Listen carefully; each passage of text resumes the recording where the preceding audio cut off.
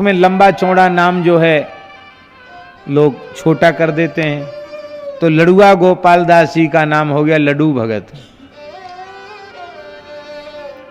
लड्डू जी कहते थे लोग इनसे।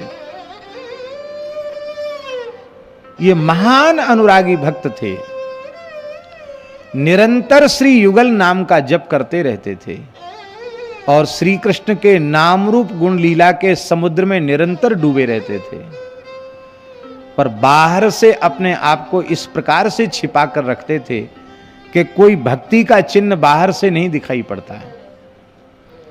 कोई वेशभूषा हो, कोई बढ़िया तिलक छापा हो तो पता चले भगत हैं, वो सब कुछ नहीं, बाह्य चिन्ह नहीं, छिपे हुए भक्त थे लड्डू जी महाराज। लोगों ने तो यही समझा कि पहले तो बहुत अच्छे महात्मा थे, लगता है भजन करते करते ज्यादा गर्मी चढ़ गई है इसलिए पागल की तरह घूम रहे हैं। लोग उनको पागल ही समझते, लड्डू जी पागल हो गए।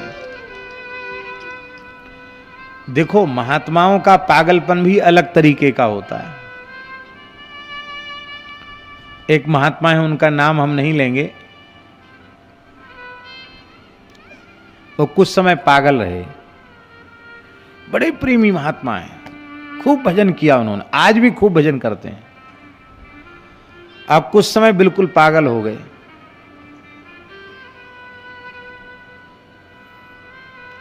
अयोध्या में पागल हुए, वृंदावन की धुन चढ़ी, वृंदावन जाएंगे वृंदावन जाएंगे वृंदावन जाएंगे।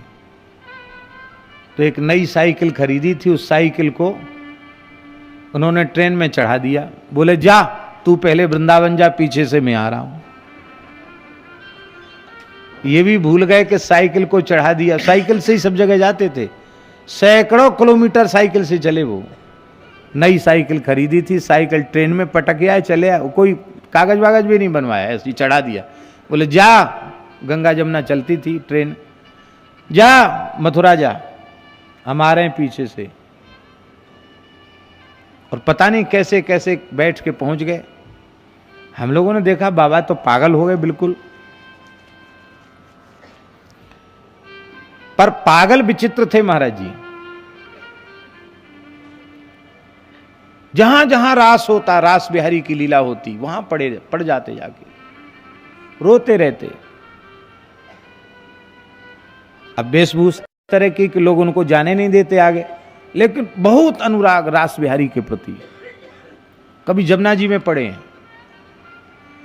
और वृंदावन में इधर उधर घूमते रहते पागल की तरह, और रात्रि को सोते राधा वल्लभ जी के मंदिर के बाहर जो पुराना मंदिर है वहां सो जाते, पड़ जाते। कभी कभी मलुक पीठ भी आ जाते। और जो संतों की पत्तल फिकती ना, उसमें से कण बटोर के पाले थे। वो किसी को गाली गलौज या कुछ कहें, कुछ नहीं। बाद में ठीक भी हो गए। तो हमने उनसे पूछा कि गुरु भाई, जिस समय आप पागल थे उस समय आपको क्या लगता था? बड़ा स्नेह रखते हैं, तो रोने लग जाते, कहते महाराज जी क्या बताएं, दूसरा तो कोई विश्वास नहीं करेगा, सब वृंदावन के ठाकुर हमसे बातचीत करते थे। राधा वल्लभ जी बातचीत करें, बिहारी जी बातचीत करें, बड़े बड़े सिद्ध पुरुष, बड़े बड़े महापुरुष मिलते थे।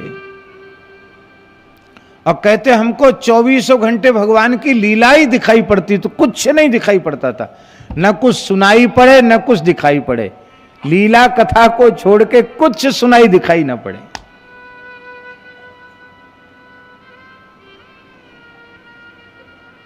तो भैया, महात्माओं का पागलपन भी अलग तरीके का होता है, इनको साधारण पागलों जैसा मत समझ लेना।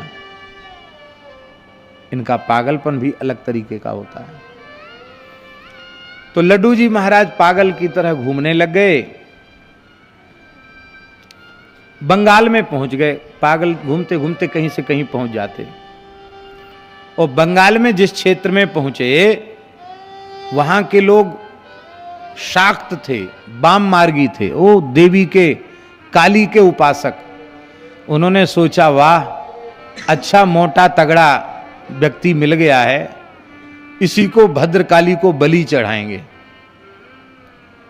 लड्डू जी खूब मस्त तो थे ही, गोल में टुल्लड़ुआ जैसे, नहाना धोना है नहीं, तो उन लोगों ने खूब मल के इनको स्नान कराया, मैल छुड़ाया शरीर का। पवित्र विप्र कुल का जन्म था, विरक्त साधु थे, खूब सुंदर चकाचक मलूक निकल आए, सुंदर गोरे, और उनको लाल कपड़ा पहना दिया, एकदम सुर्ख लाल रंग का, और उनको खूब हलवा पूड़ी भी खिलाया, खूब खा लिया उन्होंने, जितना परोसते गए खाते, पता नहीं कितने दिन के भूखे थे, खूब खा गए। और रोली का टीका लगा के कहा देवी के सामने सिर झुका के बैठ जाओ, बैठ गए। शरीर में तो इनकी कोई ममता थी नहीं। पुरोहित मंत्र पढ़ने लगे, और जैसे ही खड्ग से इनका सिर काटना चाहते थे, उसी समय भद्रकाली की मूर्ति फट गई। एक भक्त के, वैष्णव के तेज को देवी सहन न कर सकी, मूर्ति चटक गई, साक्षात भद्रकाली प्रकट हो गई, और पुरोहित के हाथ से खड्ग छीनकर पुरोहित के सहित वहां जितने लोग थे किसी को जीवित नहीं छोड़ा, सबका रुंड मुंड अलग कर दिया। और लड्डू जी के सामने भगवती नाच नाच कर उनको रिझाने लगी, प्रणाम करती, नृत्य करती।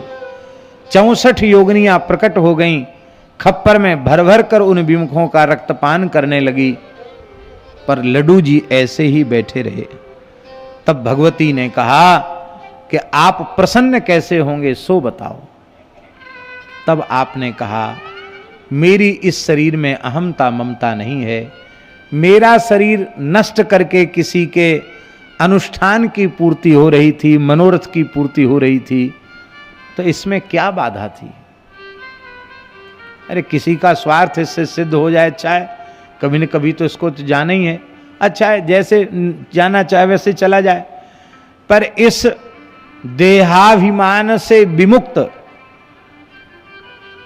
की रक्षा करने के भाव से आपने इतने देहाभिमानियों के मस्तक धड़ से अलग कर दिए, ये कोई बहुत अच्छा काम तो नहीं किया। आप यदि हमें प्रसन्न करना ही चाहती थी तो हमसे पूछना चाहिए कि हम क्या करें, आपने हमसे तो पूछा नहीं। भगवती बोली, अच्छा आप बताओ प्रसन्न कैसे होंगे। बोले, आप इन दुष्टों को, इनको दुष्ट मानकर इनका वध मत कीजिए, इनकी दुष्टता को समाप्त कर दीजिए, इन्हें पुनः जीवित कर दीजिए, ये सब के सब कृष्ण भक्त हो जाएं, सब भगवत भक्त हो जाएं, सब भगवत शरणागत हो जाएं। जैसे ही भक्त ने यह कहा, वे सबके सब जीवित हो गए, सबको श्री लड्डू भगत जी ने हरिनाम सुनाया और सब वैष्णव हो गए, भक्त हो गए।